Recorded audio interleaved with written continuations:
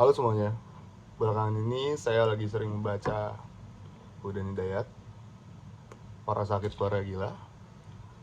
Mungkin dari total cerpen yang sudah saya baca sekitar 10 cerpen, dan 10 diantaranya yang ingin saya bahas di sini adalah cerpen Keluarga Gila. Kalau misal kita baca di sini, eh Keluarga Gila tuh selesai ditulis pada 2000 di Jakarta dan dimuat di koran Media Indonesia pada Minggu 11 Agustus 2002. Ya. Perasaan saya ketika saya membaca cerpen itu ada perasaan ketidaknyamanan yang ingin saya highlight di sini. Mungkin bukan soal pembunuhannya, bukan soal darahnya, dan juga bukan karena mereka memakan daging manusia gitu. Justru perasaan ketidaknyamanan saya itu dibentuk karena mereka masih bisa hidup seperti biasanya. Dengan kondisi ayah yang ingin membunuh ibunya, ibunya ingin membunuh ayahnya, dan anaknya yang ingin membunuh kedua orang tuanya gitu. Tapi anehnya mereka masih bisa duduk makan malam, mereka berbagi rumah yang sama,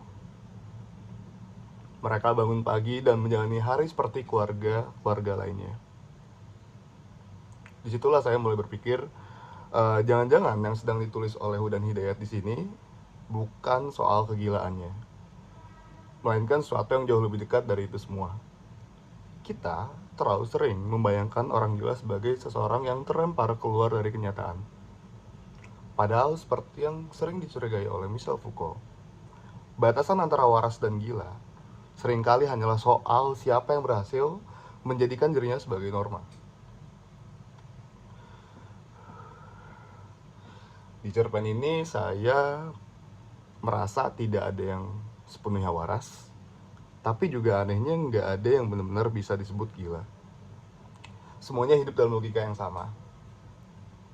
Semuanya menerima kebencian sebagai bagian dari kehidupan sehari-hari, dan mungkin itu yang paling mengerikannya. Kebencian di sini tidak datang sebagai suatu ledakan. Ia lebih mirip bau bangkai yang terlalu lama dibiarkan di dalam rumah, yang awalnya membuat kita merasa mual, lalu perlahan terbiasa, dan pada akhirnya tidak lagi disadari keberadaannya. Ia meresap ke dinding, ke meja makan, ke tubuh orang-orang yang menghirupnya setiap hari. Lama-kelamaan saya merasa cerpen ini tidak sedang berbicara mengenai keluarga yang rusak. Ia sedang berbicara tentang manusia yang terlalu lama hidup bersama luka, sampai akhirnya luka itu sebenarnya ada. Mereka lupa bahwasannya luka itu ada. Tentang manusia yang begitu akrab dengan kekerasan sampai kekerasan terasa biasa. Sampai ia menjadi kebiasaan. Sampai ia menjadi cara hidup. Mungkin karena itu ya, saya merasa menutup cerpen ini saya tidak lagi bertanya siapa yang gila. Saya justru bertanya berapa banyak hal yang sebenarnya busuk dalam hidup kita, tapi karena terlalu lama tinggal bersama kita, akhirnya diberi nama yang lebih bisa diterima oleh society itu sendiri. Kita sebut apa? Ya kita sebut ya keluarga, kita sebut ya cinta. Mungkin sekian.